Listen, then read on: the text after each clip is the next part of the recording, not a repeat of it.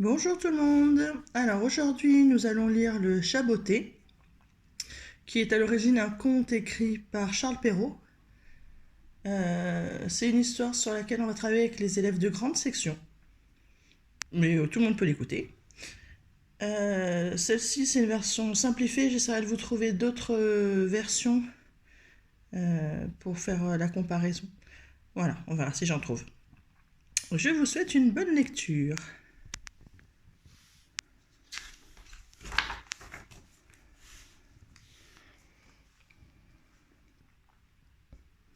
Il était une fois un meunier très pauvre qui, se sentant mourir, décida de partager ses maigres biens entre ses 3 fils. L'aîné recevra le moulin, le cadet aura l'âne, et le benjamin, comme il ne me reste rien d'autre à léguer, aura le chat. Le chat ?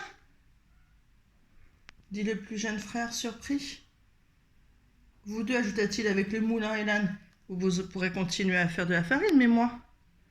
Ne t'en fais pas, lui répondirent ses frères. Quand il y en a pour 2, il y en a pour 3. Ne le prenez pas mal, maître, miaula le chat vexé. Je suis très intelligent.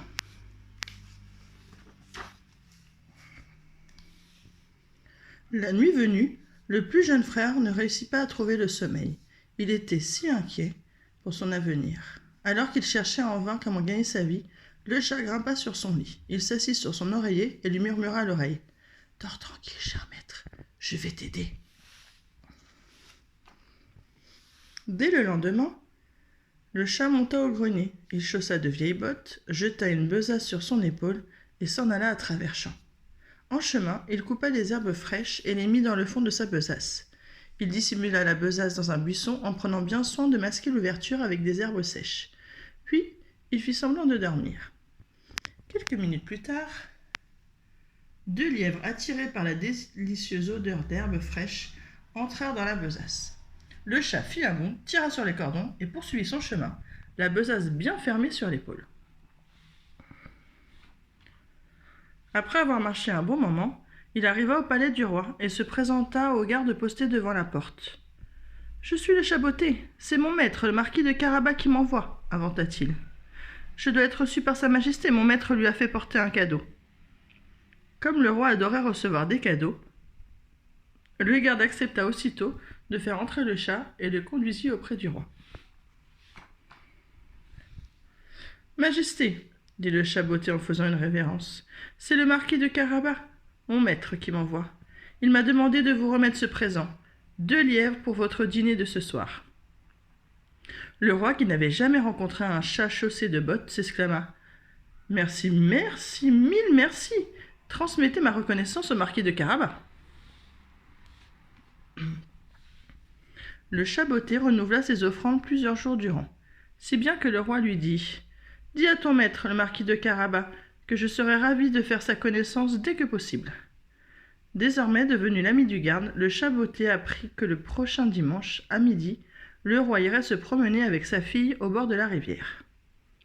En 2 secondes, le chat botté élabora un plan, puis alla rejoindre le jeune fils du meunier. Ce dimanche, à midi, tu iras te baigner dans la rivière, lui dit-il. Et n'oublie pas, à partir de ce jour, je suis le chat botté, et toi, le marquis de Carabas. Tu as compris, maître ? Le dimanche, à midi, le plus jeune fils du meunier se rendit à la rivière, retira ses habits et plongea dans l'eau, qui était vraiment très froide.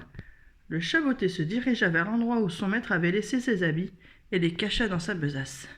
Dès qu'il aperçut le carrosse royal, il se mit à crier « Au secours ! Au secours ! Mon maître le marquis de Carabas se noie !» En entendant les cris, le roi sortit la tête par la vitre du carrosse et reconnut le chat botté. Le roi ordonna à ses gardes d'aller porter secours au marquis de Carabas. Pendant que les gardes sortaient le jeune homme de l'eau, le chat botté s'approcha du roi et lui dit « Merci, majesté, 1000 merci. Ces bandits ont volé les habits de mon maître, puis ils l'ont jeté à l'eau. » Le roi ordonna aussitôt à ses gardes d'aller chercher ses plus beaux vêtements pour le marquis de Carabas. Et le jeune meunier se retrouva vêtu comme un prince. « Cher marquis de Carabas, s'exclama le roi. « Je tiens à vous remercier pour les présents que vous m'avez fait porter.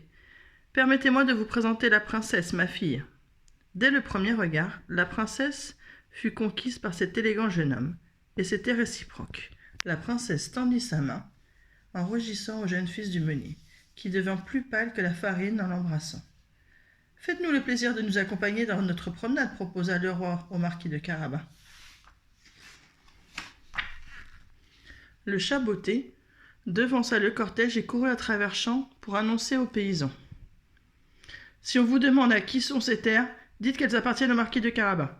Si vous ne le faites pas, les chats du royaume cesseront de chasser les rats et vos récoltes seront perdues. »« Mais, répondirent les paysans apeurés, ces terres sont la propriété de l'ogre pour lesquels nous travaillons. »« Ne vous inquiétez pas, leur répondit le chat botté. L'ogre, je m'en charge. » Pendant ce temps, le cortège royal progressait. Depuis son carrosse, le roi observait les champs remplis de blé.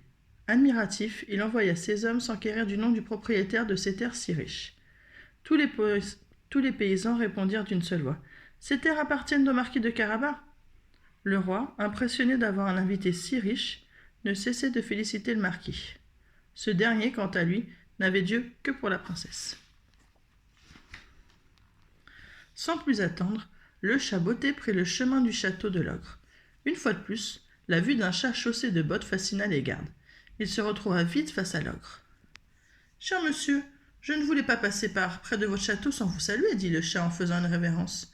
D'après ce qu'on dit, vous êtes capable de vous changer en l'animal le plus féroce de la terre. » Très vaniteux, l'ogre répondit. « Bien sûr que j'en suis capable. »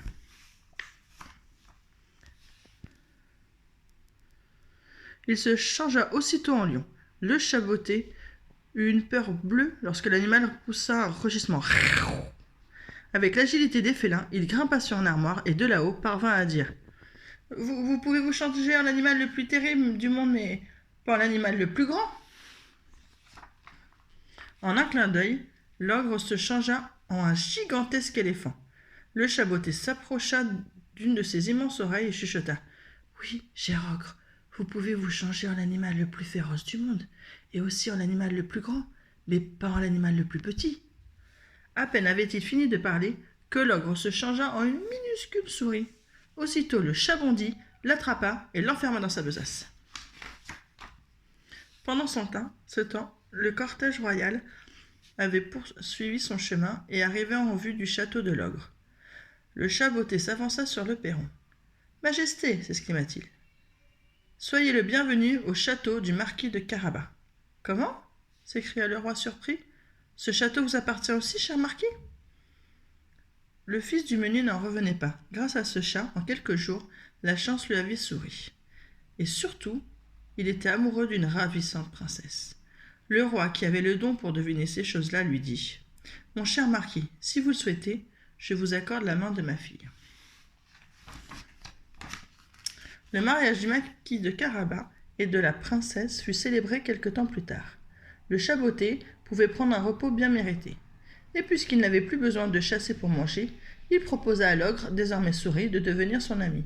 L'ogre, enchanté, accepta. Et voilà, c'est la fin. D'ailleurs, c'est écrit là. Ça, c'est le mot fin. F-I-N. Voilà. C'était le chat botté. À bientôt.